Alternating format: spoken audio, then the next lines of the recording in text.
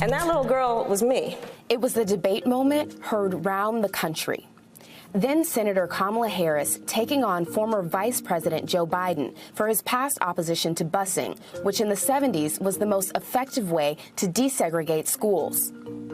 2 years since that moment, President Biden is proposing spending $100 million to integrate schools.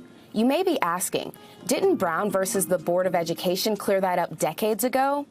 Not exactly. Even after all the judges on the Supreme Court ruled it unconstitutional for schools to segregate students on the basis of race in 1954. We do believe that this decision in itself will encourage the people to take further steps. The fight for integration was far from over. The Brown versus Board of Education decision in and of itself said schools need to be integrated with all deliberate speed.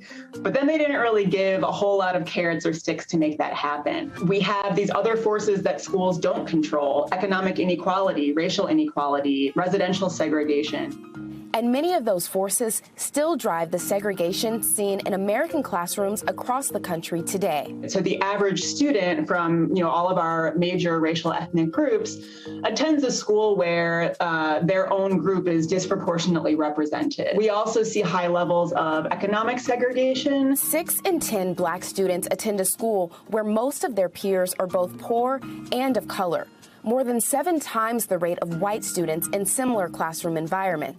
I think there are some people who are going to say that's just how school systems work. You live in the neighborhood, you go to the neighborhood school. All of that was also created by policies, zoning, redlining. People don't have equal opportunity to sort of choose where to live or to choose their child's school. Biden's budget proposal sets aside $100 million in grants for districts looking to boost racial and socioeconomic diversity. But those grants are optional. And in a climate where calls for greater equity and diversity have been met with resistance, it's unclear how many districts would take advantage of the opportunity, even as the pandemic has made addressing academic achievement gaps associated with racial and socioeconomic differences more critical than ever. The education circles are calling it the COVID slide, kids falling behind in their academic progress because of the pandemic. And there's another unknown. With more than 13,000 school districts in the United States, can this really have an impact?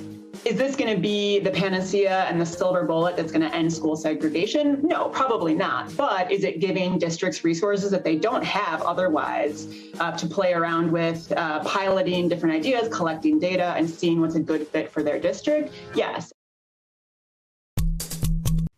Hey, NBC News viewers, thanks for checking out our YouTube channel.